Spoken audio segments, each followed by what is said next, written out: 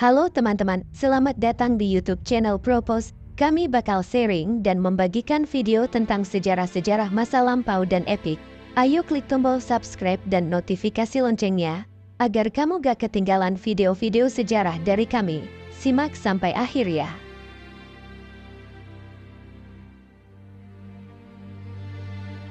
Sejarah penjara atau rumah tahanan. Pada akhir abad ke-20, Amerika Serikat memiliki hampir 2 juta orang yang dipenjarakan, yang berarti 10 atau 20 kali lebih banyak jumlah penduduknya yang berada di balik jeruji besi, dibandingkan dengan sebagian besar negara pasca industri lainnya. Meskipun angka-angka ini meningkat lebih dari 4 kali lipat dalam 30 tahun terakhir, pemenjaraan dalam berbagai bentuk telah memainkan peran penting dalam pengalaman Amerika selama lebih dari 500 tahun, membantu menentukan sejarah dan membentuk masyarakat.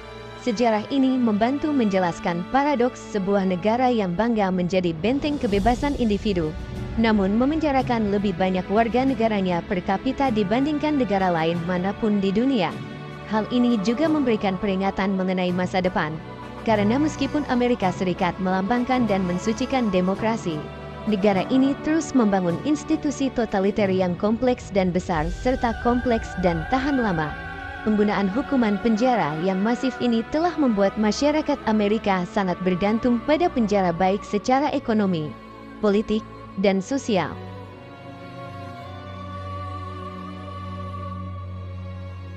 Penjara awal dan rumah kerja. Penjara telah ada dalam masyarakat manusia selama ribuan tahun. Penjara adalah institusi atau perangkat apapun yang menahan tawanan. Di antara jenis yang paling umum adalah penjara, atau bangunan tertutup yang menahan seseorang untuk jangka waktu yang lebih singkat, seringkali saat mereka menunggu persidangan, dan penjara atau lembaga pemasyarakatan negara yang menampung orang yang menjalani hukuman karena kejahatan.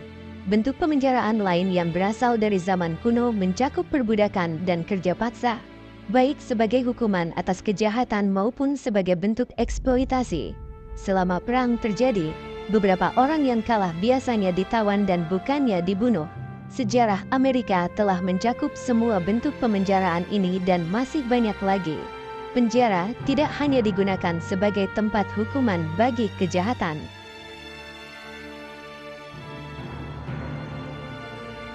Bangkitnya perdagangan tahanan.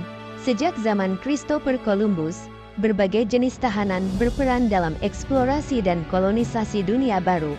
Spanyol dan Inggris Raya, antara lain, mengirim narapidana untuk membantu menetap di Amerika Utara. Mereka juga menangkap beberapa masyarakat adat India untuk dijadikan budak. Dimulai dengan Portugal pada awal abad ke-16, negara-negara besar Eropa Barat juga mengimpor pria, wanita, dan anak-anak Afrika untuk dijadikan budak di koloni Karibia dan Amerika. Dimulai pada awal abad ke-17, Inggris melakukan perdagangan tahanan internasional selama lebih dari 150 tahun. Faktanya, setelah tahun 1650, sebagian besar imigran ke koloni-koloni Amerika menjadi tahanan. Beberapa dari mereka diculik secara paksa atau ditangkap dan dikirim tanpa persetujuan mereka. Beberapa ditipu atau dibujuk untuk melepaskan kebebasan mereka. Yang lainnya mengikatkan diri sebagai pembantu kontrak untuk bekerja di perkebunan asing. Di banyak pelabuhan di Inggris dan Irlandia, orang-orang yang dijuluki roh secara ilegal mempekerjakan semua orang tak berdaya yang bisa mereka bujuk untuk mendaftar sebagai pelayan di Amerika. Pada tahun 1680, Pendeta Morgan Godwin memperkirakan 10.000 jiwa dibawa ke koloni setiap tahunnya. Seringkali orang-orang yang direkrut ini ditahan di penjara-penjara swasta sampai kapal mereka siap berangkat untuk mencegah mereka berubah pikiran.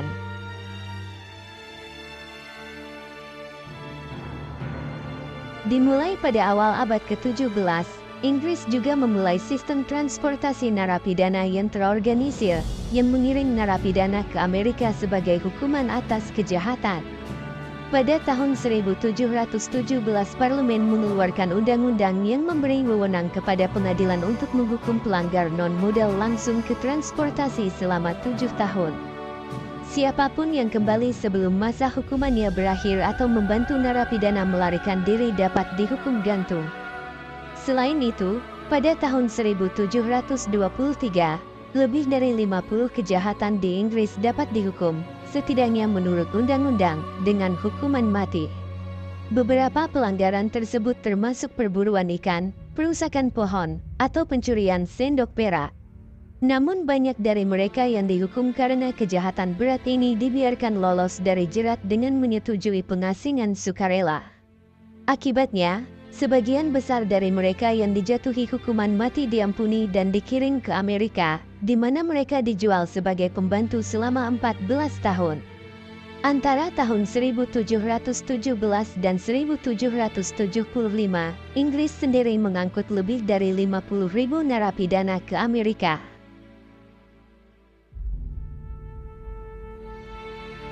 Prancis juga memanfaatkan transportasi ke koloninya sepanjang abad ke-18 dan ke-19.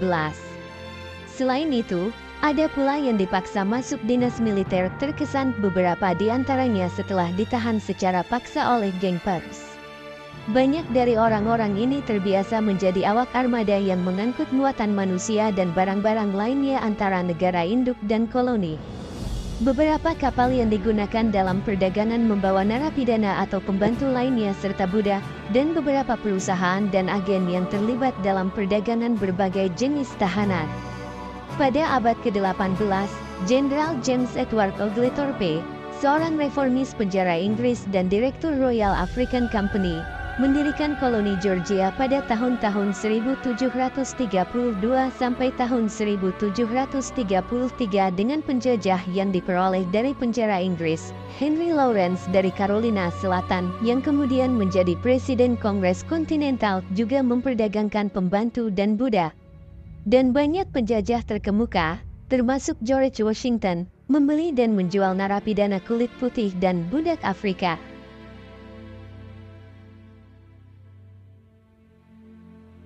Narapidana dan pegawai kontrak seringkali mengalami persilangan serupa. Kerugian kapal di kalangan narapidana rata-rata mencapai 15 hingga 30% selama abad ke-17, turun hingga 3% pada kuartal terakhir abad ke-18. Sebanyak 5.000 narapidana atau lebih mungkin tewas dalam perjalanan ke Amerika. Para pelayan kontrak terpaksa menanggung sebagian besar kondisi yang sama. Dijual adalah pengalaman umum para narapidana kulit putih, pelayan kontrak, dan penebus, serta budak kulit hitam. Sejauh sejarah Amerika adalah kisah imigrasi, maka sejarah kolonial Amerika sebagian besar adalah kisah imigrasi para tahanan. Di kedua sisi Atlantik, berbagai jenis penjara merupakan bagian penting dari perdagangan tahanan.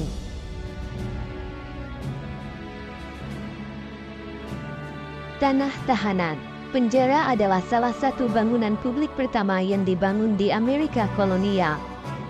Selain berfungsi sebagai wadah dan tempat berkumpul bagi para imigran yang enggan, penjara merupakan bagian integral dari sistem perbudakan yang ada di Amerika.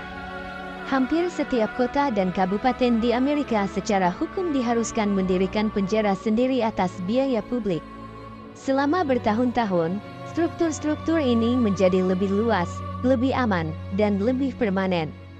Ada pula yang terbuat dari batu dan bata, dilengkapi dengan jeruji besi. Amerika kolonial memiliki lebih banyak penjara daripada sekolah umum atau rumah sakit. Jumlah penjara hampir sama banyaknya dengan jumlah gereja dan kedai minuman. Kaum Puritan Massachusetts juga menggunakan penjara untuk menahan para bidah Quaker yang menantang hegemoni Puritan atau penyihir yang menunggu pembakaran di depan umum. Di awal novelnya, The Scarlet Letter 1850, Nathaniel Hawthorne menulis, para pendiri koloni baru, apapun utopia kebajikan manusia yang mungkin mereka proyeksikan pada awalnya, selalu mengenalinya sebagai salah satu kebutuhan praktis paling awal mereka untuk membagikan sebagian dari kekayaan mereka. Tanah perawan sebagai kuburan, dan bagian lain dari situs tersebut sebagai penjara.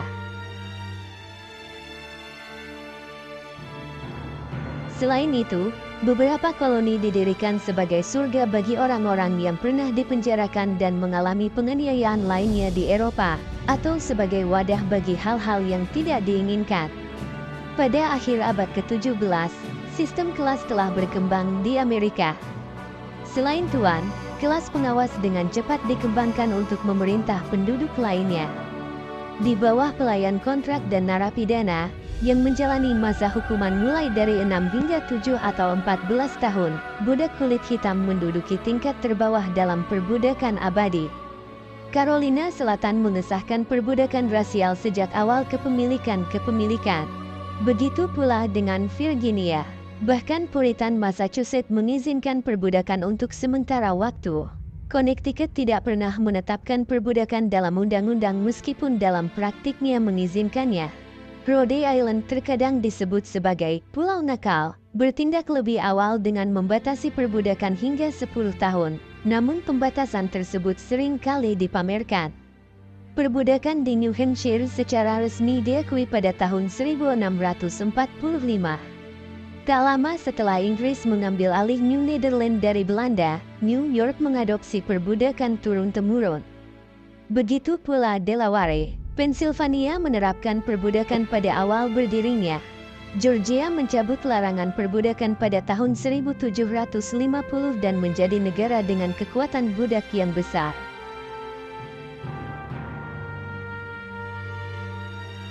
Semua yang terikat akan dikenakan hukuman berat yang dapat dijatuhkan langsung oleh majikannya, atau dapat dihukum oleh pemerintah yang berwenang. Banyak pelayan, narapidana, dan budak berusaha melarikan diri atau melakukan tindakan pemberontakan lainnya.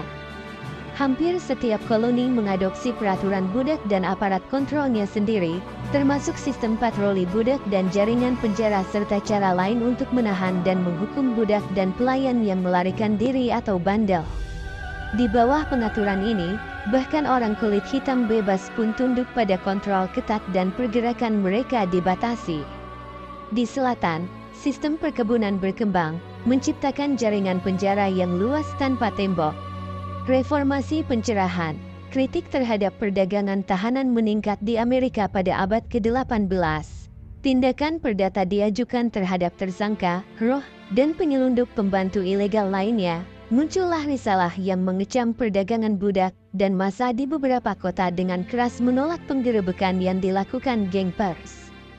Setelah salah satu kerusuhan ini mengakibatkan kematian seorang perwira militer, pengacara Boston John Adams membela beberapa perusuh. Pertengkaran lain mengenai kesan mengakibatkan pembantaian Boston.